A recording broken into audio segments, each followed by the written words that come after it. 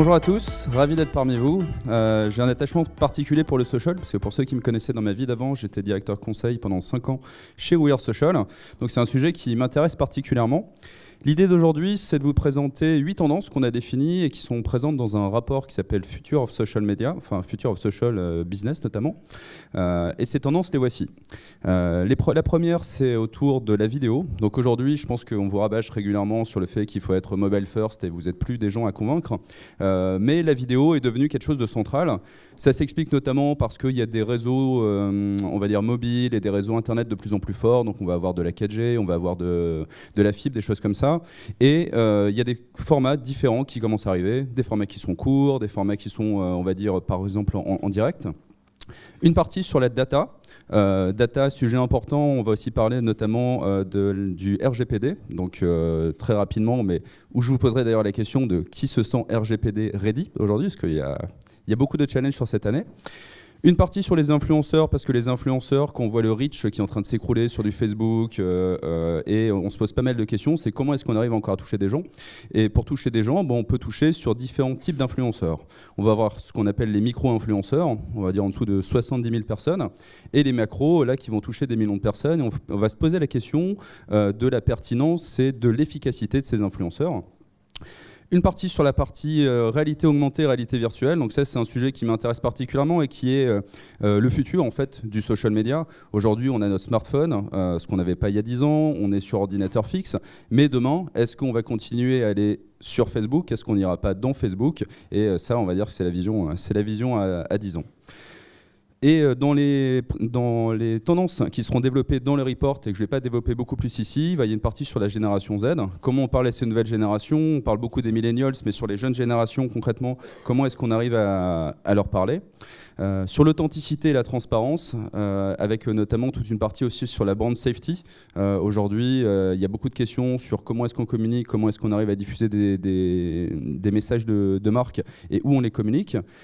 Sur les algorithmes et la performance, je parlais du reach et Ogilvy avait sorti il y a quelques années une étude qui s'appelait Facebook Zéro, qui disait dans quelques années le reach Facebook des marques tombera à zéro. Alors c'est un peu stressant, surtout que, on va dire en 2011-2012, les marques nous disaient, enfin on disait aux marques Facebook c'est gratuit, vous avez de la visibilité gratuite et c'est cool.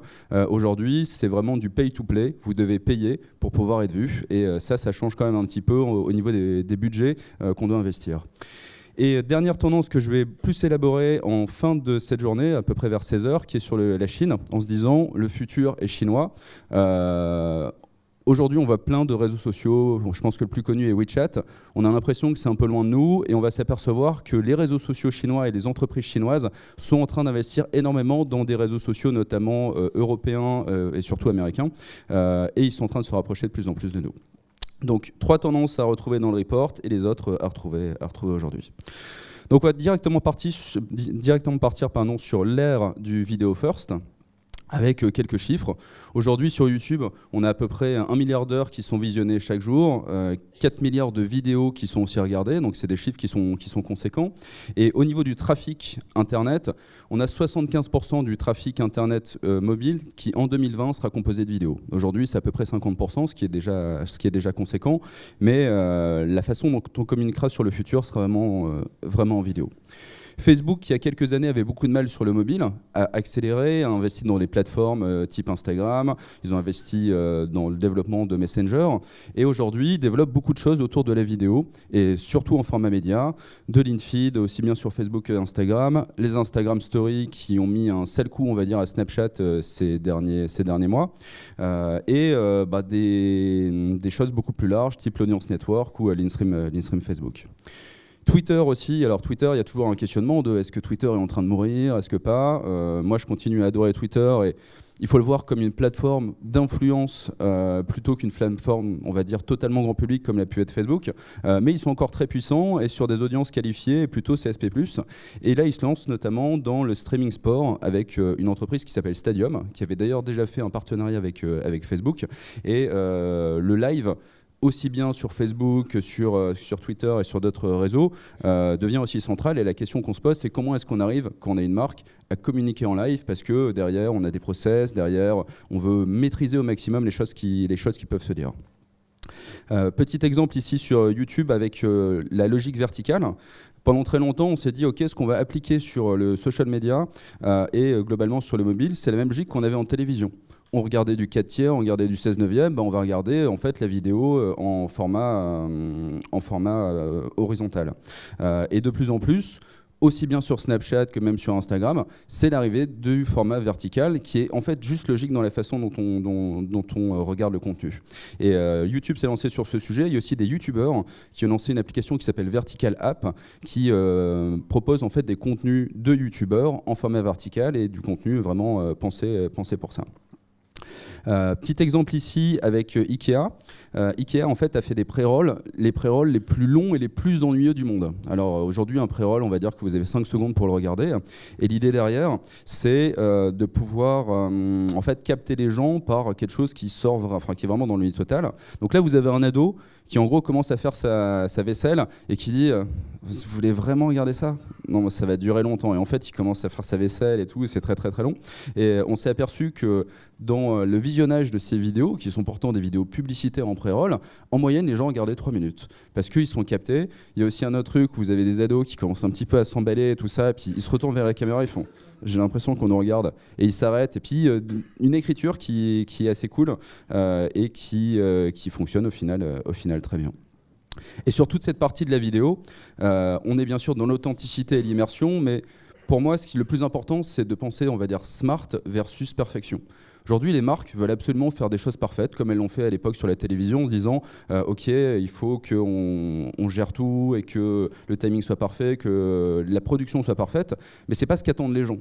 Aujourd'hui, les youtubeurs, par exemple, tous les jours, ils font des nouvelles vidéos, ils font pas des choses parfaites, mais ils s'améliorent de jour en jour, et ils cherchent pas à faire des choses qui sont totalement parfaites tout le temps. Et pourtant, les gens aiment bien. Et les marques ont des choses à apprendre par rapport à ça, en se disant, on fait régulièrement des choses qui sont... en fait, on teste régulièrement, et ça va fonctionner.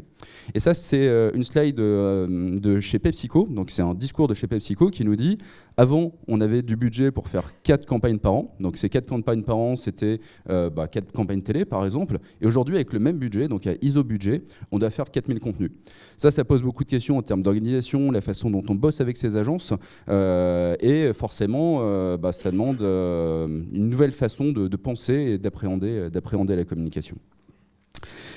Ça, c'était pour la première partie sur la vidéo. On arrive sur la partie data. Donc aujourd'hui, vous entendez forcément tout le temps parler de big data, de smart data. Parfois, on ne sait plus ce que ça veut dire. Parfois, on ne sait plus ce qu'on doit faire de cette data. Mais cette data, on peut l'utiliser aussi pour des choses intelligentes. Pour ceux qui étaient au Cannes Lions, aussi bien cette année que l'an dernier, il y a des cases qui sont sortis sur l'utilisation de la data justement dans une optique créative. Cette data, elle peut être aussi utilisée dans le social media. Donc là, par exemple, on a Facebook Messenger qui fait 1,3 milliard de personnes et qui commence à intégrer cette logique justement via les chatbots de l'intégration de la donnée pour faire du conversationnel. Ils ont aussi développé d'ailleurs il n'y a pas très longtemps un module de e-commerce. Donc plutôt que d'avoir votre petite fenêtre qui apparaît sur votre site de e-commerce, vous avez un module Messenger qui est relié à votre page Facebook et qui permet en fait d'interagir et d'utiliser la donnée. Pour le futur, d'ici 2020, Gartner, qui est un institut qui est très connecté à la Silicon Valley, nous dit 85% des interactions avec les gens sur Internet, avec le client, seront gérées sans aucune intervention humaine. Donc on se dit ok, c'est le futur, c'est génial. Alors ça stresse un peu les gens qui aujourd'hui gèrent le service client en se disant ok, je vais perdre mon emploi. Mais la réalité aujourd'hui de ce que c'est les chatbots, c'est plutôt ça, et c'est une phrase que j'avais entendue à USI par Laurent Alexandre, qui nous dit « Les chatbots aujourd'hui sont de misérables scripts qui plaisent au 440 parce que ça fait moderne ». De ce que j'observe, moi, il y a beaucoup de chatbots qui sont nuls, qui n'ont aucun intérêt, qui sont parfois bien écrits, et aujourd'hui, il y a une sorte d'excitation par rapport à ça. On parle beaucoup d'intelligence artificielle, mais il y en a très peu qui sont réellement intelligents. Donc il faut faire attention à ne pas se lancer dans le buzz du moment en se disant « Ok, on va tous faire des chatbots », et il y a 100 000 chatbots aujourd'hui qui ont été développés sur Messenger, mais ceux qui sont réellement utilisés, qui ont eu un réel intérêt pour le client, c'est pas forcément aussi clair que ça. Quelques exemples aussi en termes de case. Donc ça, c'est un cas qui a été primé cette année pour Sneakers. Eux, ce qu'ils ont fait, c'est qu'ils ont utilisé le social listening, donc l'écoute sociale sur les réseaux sociaux, et ils ont regardé quelle était l'humeur des gens. ah tiens, ils ont l'air aujourd'hui, les gens ont l'air de mauvaise humeur, tiens, Trump a sorti un truc horrible et du coup les gens sont énervés. Et en fonction de l'humeur des gens, et c'est vraiment lié en fait à leur positionnement publicitaire aujourd'hui, ils faisaient varier le prix des sneakers dans les 7-Eleven. Et ça, c'est une belle façon de lier le social à du retail et en fait à l'ADN de la marque aujourd'hui, qui est vraiment vous êtes un peu différent quand vous avez faim notamment. Spotify, il y a eu d'énormes affiches qui étaient mises à l'époque à Bastille, par exemple sur la place de la Bastille, où ils ont utilisé de la donnée pour créer un lien émotionnel avec les gens, en se disant, tiens, on va dire merci aux 1500 personnes qui ont écouté par exemple Que je t'aime il y a un an de Johnny, parce que voilà, quelqu'un qui a écouté un morceau très très précis, qui voulait dire un truc en particulier, et ils vont le remercier. Et ça crée en fait un lien entre la vie des gens, parce que quand on écoute de la musique c'est de l'émotion pure, et cette émotion en fait ils utilisent la data pour retranscrire de l'émotion via une campagne publicitaire.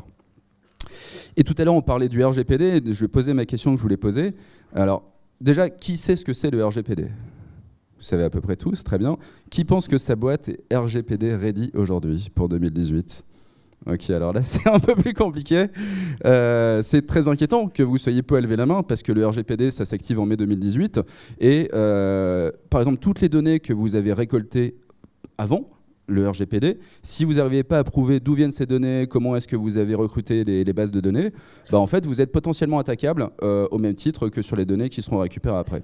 Et ça peut coûter cher, ça peut coûter 20 millions d'euros et 4% du chiffre d'affaires mondial. Donc c'est pas un sujet à prendre à la légère. Il y aura sûrement des petits malins qui vont se dire tiens, je vais me faire une marque en les attaquant sur la gestion des données. Troisième partie sur l'influence. Alors, je n'apprends rien à personne en disant que toutes les marques veulent investir dans les influenceurs, parfois bien, parfois mal, parfois ils veulent payer les influenceurs, parfois pas, parfois ils veulent que ça se sache, ils vont utiliser un Instagram en mettant que c'est sponsorisé, d'autres vont dire non, mais en fait je te donne un cadeau mais tu dis pas que c'est sponsorisé. Mais ce qui nous intéresse plutôt, c'est ce schéma qui vient de L2. Donc L2, c'est un think tank américain qui en fait a analysé l'impact des influenceurs en fonction de leur audience. Et ce qu'ils ont vu, c'est que sur les micros et les macro-influenceurs, c'est eux qui avaient le meilleur taux de conversion entre guillemets et le meilleur taux d'engagement, et qui avait une vraie question qui se posait sur ce qu'ils appellent les middle influenceurs, qui sont entre, on va dire, 100 000 personnes et 1 million de personnes. Aussi parfois parce que les influenceurs sont parfois totalement fake. Aujourd'hui, moi, si je veux devenir influenceur et dire j'ai 500 000 personnes sur Instagram, je vais m'acheter 500 000 abonnés, et à chaque fois que je vais poster une photo, je vais m'acheter des likes. Et derrière, peut-être je vais payer, 1 000 euros sur chacun des trucs. Et de l'autre côté, la marque va me payer 10 000 euros parce que j'ai 500 000 personnes et tout ça. Et donc, ça devient très rentable de faire des audiences totalement fausses. Donc ça, il faut faire confiance à ces agences, il faut être assez précis dans la façon dont on regarde pour se dire est-ce que je suis en train d'investir sur quelqu'un qui a une réelle audience engagée, ou est-ce que c'est totalement faux ? Instagram, ce qu'on voit, c'est que les micro-influenceurs aussi aujourd'hui sont ceux qui engagent le plus. Alors ça s'explique aussi parce que Instagram a mis en place un algorithme, donc un EdgeRank comme sur Facebook, et certains gros influenceurs ont vu leur taux d'engagement totalement s'écrouler parce qu'ils apparaissaient plus vraiment dans le feed, et ils avaient été certes poussés par Instagram, mais ils étaient moins visibles aujourd'hui. Et donc questionnement sur les middle influenceurs demain. Est-ce que c'est pertinent de les activer, ou est-ce que j'active plein de micros ? Alors micros, c'est quand même moins de 100 000 personnes, ou des très très très gros, mais les très gros, ils sont très demandés et forcément, ça coûte très cher. Et pour 2018, dans les sujets, il y en a deux, qui est d'abord l'employee advocacy. Employee advocacy, c'est comment est-ce que j'utilise mes employés pour diffuser sur du social media. Par exemple, je suis une marque de food ou de beverage, et je me dis, ok, mais 10 stakeholders de la boîte, je veux qu'ils deviennent influenceurs sur les RSE, sur le développement durable, sur plein de sujets qui m'intéressent, et je vais les faire poster sur les réseaux sociaux et les coacher et leur donner le contenu.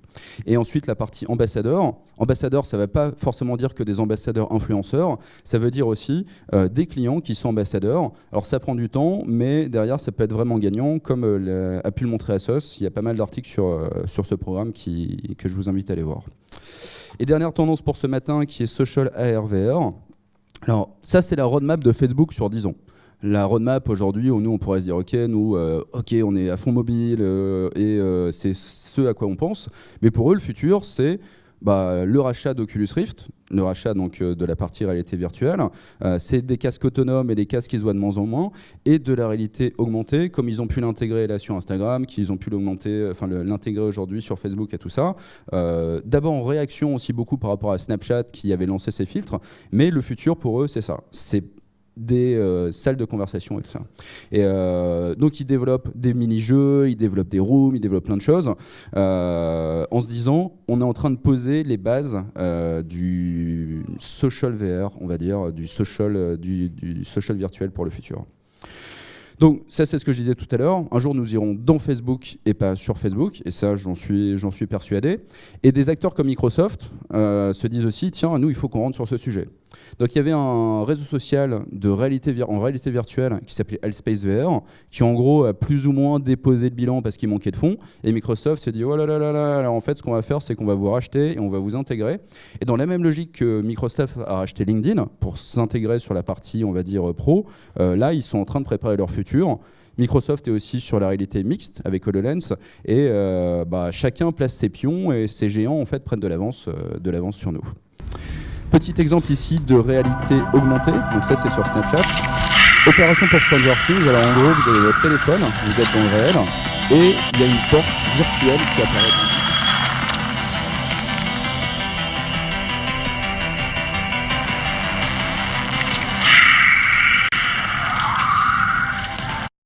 With all the excitement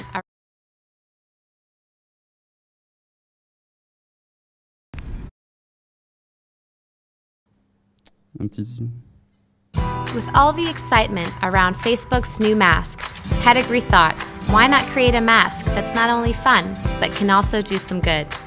Introducing the Pedigree Adoptable Mask, the first dog mask that helps shelter dogs find forever homes. You just shake your head to shuffle through some of the most commonly found breeds in shelters. If you see a dog you like, great. Nod your head and we'll find similar dogs near you that are available for adoption. Like Bobo, Cora, or Pickle. Pickle!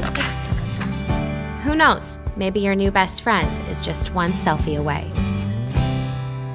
Voilà, donc ça c'était l'un des premiers cases qui est sorti il y a quelques semaines avec l'utilisation des masques de réalité augmentée de Facebook qui sont plutôt bien faits d'ailleurs par rapport à Snapchat. Et voilà, et donc dernière slide, le Hub Report qui va sortir en tout début d'année. Beaucoup plus de slides que ce que vous aurez vu aujourd'hui et plus de tendances, donc je vous invite à aller le découvrir dès qu'il sortira.